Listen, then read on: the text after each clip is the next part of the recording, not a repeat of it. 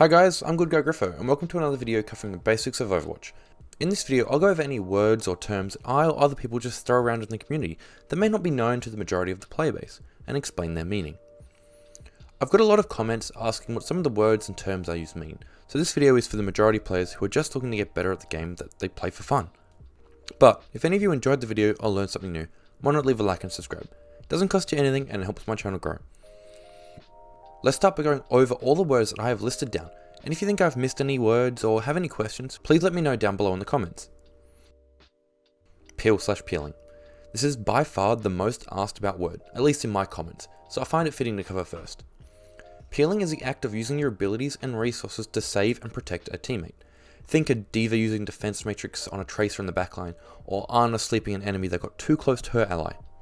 It is one of the most important things that you can do for your team and is critical at allowing your team to win and keeping your allies happy. Throwing. Throwing is the act of intentionally losing the game. It's pretty simple and self-explanatory. Feeding. Feeding is extremely common and really annoying. Feeding is when you or your ally dies more than once when they really shouldn't have, giving the other team the advantage and feeding them ult charge. Feeding is more common on tanks as they have more health and as such have more ult charge to feed. Also remember that feeding can or cannot be intentional, so they could just be down on luck or just be straight up outclassed by the other team, but if it is deliberate, it is classified by our next word. Int/inting. Inting is the act of intentionally feeding or throwing the game. This is very similar to throwing and, well, they are interchangeable, but throwing often involves just not playing the game, where inting can be playing the game deliberately very bad, like a perma-charging Reinhardt. Ult. This is pretty straightforward. It's a term relating to using your ultimate ability. Dive/dove. Diving is the act of using your mobility to get within the close proximity of a target and then attempting to eliminate them. Dove is the receiving end of the terminology. If a Winston jumps you as Ana, you can say you got dove by Winston. Cap. This is just an abbreviation of capture, and it means to gain control of the objective. Push. Pushing is the act of advancing towards the enemy and taking ground. Hold. Holding is the act of standing your ground and attempting to prevent advancing pushes by the opposing team. Pick. Getting a pick is when you kill someone before a fight starts. Think a Widow headshotting someone before they get the chance to fight back, or a Roadhog getting a hook as you go to engage. Stagger. Staggering is when your team spawns are really far apart. If you die really late in the fight, you are staggered, as your team will have to wait for you to join them to make it a 6v6. You can stagger an enemy by deliberately leaving them alive when they are a low threat enemy, and are the last alive.